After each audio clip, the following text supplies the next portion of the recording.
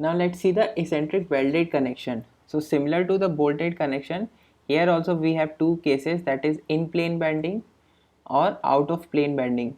So first one is when the plane of movement and plane of weld is same. So that is this case. Here we can replace this load P at the CG of the weld. So here a direct load will be applied and a moment equal to P into E is applied. So for these two stresses or these two forces, similarly two forces or the two stresses will be developed in the weld. So those two stresses would be the direct shear stress or simply shear stress due to direct load P. Shear stress due to direct load P, and the other one would be bending stress due to moment PE. So here we'll find out these stresses and then we'll find out the resultant stress, and then we'll try that this resultant stress, let's say this shear stress here due to direct load is Q1 and due to bending moment it is Q2. So here we'll say that if the resultant stress is Q, then this Q should be less than the allowable stress or the maximum permissible stress, that we find out as Fu by root 3 into gamma mw. So this Q should be less than this value. So let's find out this Q1 and Q2 stresses first. So let's consider the area of the weld. For that, let's say T is the throat thickness here. If T is the throat thickness, then what will be the area of the weld? Area of weld is equal to, so we can say 2 into B, because B here and B on the top, that is 2B plus this depth D. And if we say we have provided same throat thickness along all the direction, then 2B plus D into D gives us the area of the weld. Now let's see what is the direct shear stress. So direct shear stress is equal to total load divided by area, that is 2B plus D into T. So that is the load per unit area or the direct shear stress. Now second is the bending stress. So we know the basic formula for bending stress. Let's say this is Q1 and bending stress is Q2. So that is equal to, we know that bending stress is equal to M by Z. So M here is equal to P into E, and Z we know it is equal to I upon, we will find out for the maximum distance. So let's say this point will be at the maximum distance. Why we are finding at the maximum distance? Because if the stress at these points, these extreme points, if the stress is permissible or under the permissible limit, then at all the other points also the stress will be lesser than that, so the weld will be safe. That's why we are calculating at the extreme point. So that is equal to I upon R max. And what should be this moment of inertia? So this moment of inertia is taken about the axis of rotation. So the axis of rotation will be the axis perpendicular to this screen, that is IZZ, and IZZ will calculate as IXX plus IYY. So here it is equal to PER max divided by IZZ. That's how we calculate Q2. And so this Q2 is applied in this direction, similar to what we saw in the bolted connection, and Q1 is in this vertical direction. This is Q1, this is Q2. Angle, let's say it is theta, then this angle is also here theta, and this angle is theta. So we can calculate cos theta, and we can find out the resultant also. So resultant also the same formula what we used in the bolted connection, that is Q1 square plus Q2 square plus 2Q1 Q2 cos theta. So this resultant should be less than Fu by under root 3 into gamma mw. That That's what is the allowable stress in our weld. Now let's see one question on this to understand it clearly. So here we have to find out the value of this maximum load P, and the size of the weld is given and other dimensions are also given, and the eccentricity of the load is given. So from the size of the weld we can calculate the throat thickness. Throat thickness is equal to 0.7 into size of weld, that is 4.2 mm. Now what we are trying to do here, let me tell you in brief. We are trying to calculate the Q1 and Q2, and from that we are trying to find out this resultant stress, and then for the boundary condition we'll equate this resultant stress to the allowable stress, that is Fu by root 3 gamma mw, and from that we can find out this maximum load P, and if we divide it by 1.5 that will give us the working load. So that's what we are gonna do. So first of all let's calculate this Q1 and Q2. So to find out the Q1 we need to find out the area of the weld. So area of weld is equal to, as I said, 2b plus d into t. T is the throat thickness here. B is 140, depth is 320, so 2 into 140 plus 320 multiplied by the throat thickness, that is 4.2. So this is equal to 2520 mm square, and we can calculate Q1 as P divided by this total area. So that is your direct shear stress. Now to find out Q2, as I said, formula it is equal to PER max divided by IZZ. Now first of all we need to find out this IZZ, and for all that first we need to locate the CG of the weld. So we need this location. Now due to symmetry, this axis XS XX axis or this Y bar is at 160 mm, but for this X bar we'll have to calculate.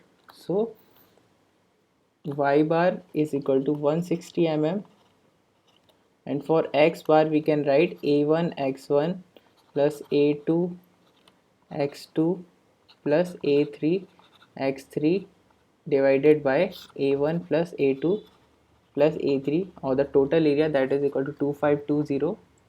Now let's see for this first term, or this top part. So A1 X1, three parts are there. This part is there, this part is there, and this part is there. Now we are calculating the value of this X from here. So obviously for this part let's write,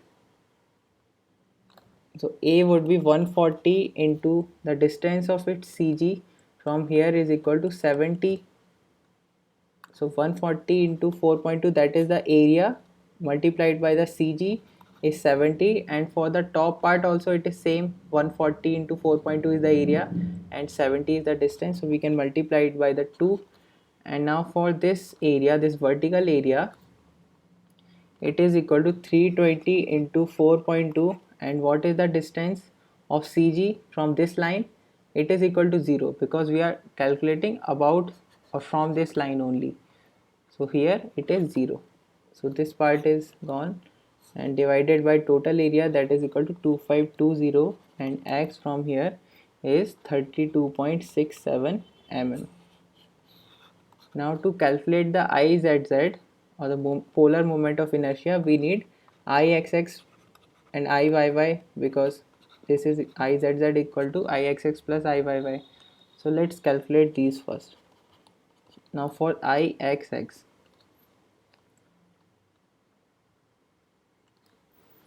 so let me redraw it.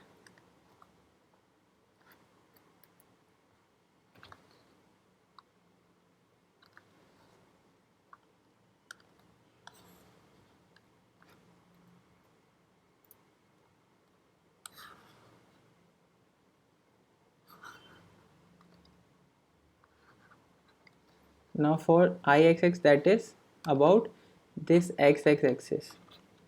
Now for that, what all we'll need? First let's calculate for this part. So for that part, the moment of inertia would be 320, that is the total depth, multiplied by the thickness, that is 4.2, and we'll do the cube of this 320 because axis is cutting like this, divided by 12. So that is for this part. And because this is the moment of inertia pass for the axis passing through the CG of this area 320 into 4.2, and the CG of this area as well as CG of this whole weld or this y bar is same. That's why it is just this term. We don't require the term AR square, but for these two area, let's say this is 1, this is 2, and this is 3. So we have calculated for this third area here. Now for first and second area, what would be the value of moment of inertia about this axis? So that is equal to, we need to apply parallel axis theorem. So moment of inertia about their own CG plus AR square. So we can find out for 1 and multiply it with 2. So about its own CG, what would be the value? That would be equal to 140 into 4.2 cube divided by 12 plus AR square is equal to, A is 140 into 4.2 into R is equal to 160 square. Now that is for one area, and multiplying with 2 gives us for the two areas. Now here you can see if we are calculating this part and this part, we are just cubing this small term, so that is negligible. We neglect this and it doesn't affect the results much. So the remaining gives you the Ixx, that is this term and this term. So that is equal to 11468800 plus 30105600, and the summation is 41574400 mm4. Now for Iyy, again we'll neglect this kind of terms where we have to cube this 4.2. So here this is equal to,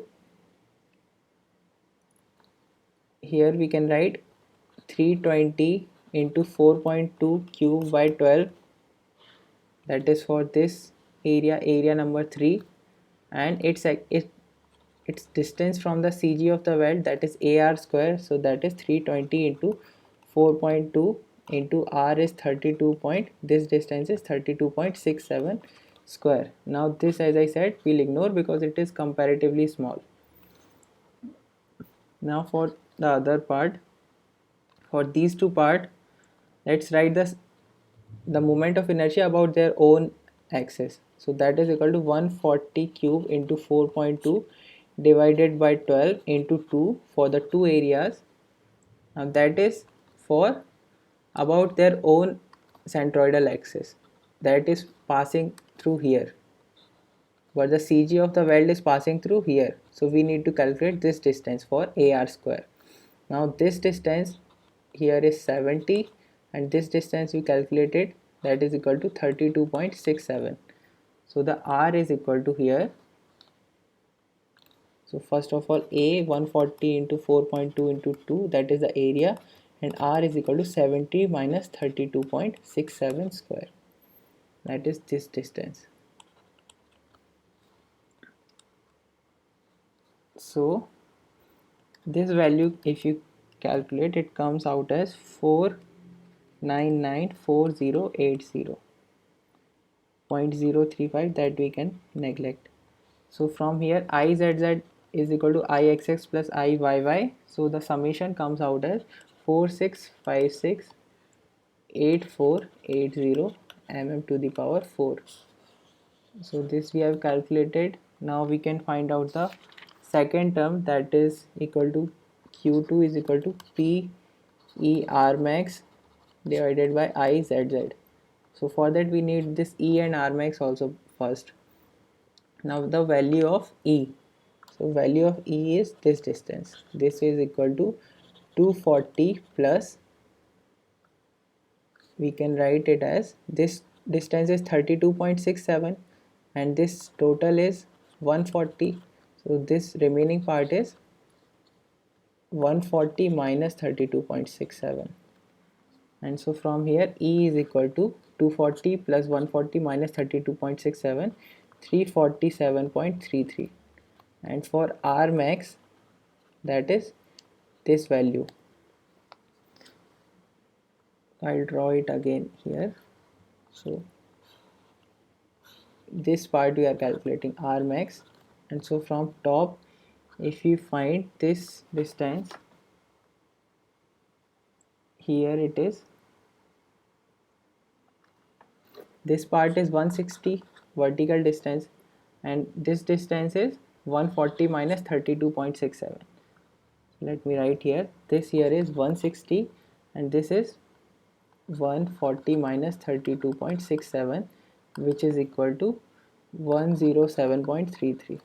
So R max is under root of 107.33 square plus 160 square, which is equal to 192.67 mm. Now using this we can find out Q2. So for Q1, as I said, it is equal to P divided by total area 2520, and which is equal to 0.397 into 10 to the power minus 3 Newton per mm square. And Q2 P E is, what is the value of E? So here we calculated 347.33. 347.33 E, and R max is 192.67 divided by I ZZ, polar moment of inertia, which we calculated as 46568480. 46568480, and this is equal to 1.437 into 10 to the power minus 3 P. Here also there is a P, Newton per mm square. Now for cos theta, so this angle here is equal to theta. Here you can see this here is because one load is applied like this and other would be at 90 degree from this radius vector. So this angle here is theta, this would be theta. So in this triangle we can calculate the value of cos theta as, so cos theta is equal to 107.33 divided by 160. Cos theta 0.6708. Now we can calculate Q net, or the resultant value of Q, that is Q1 square plus Q2 square plus 2Q1 Q2 cos theta, and it is equal to Q1 is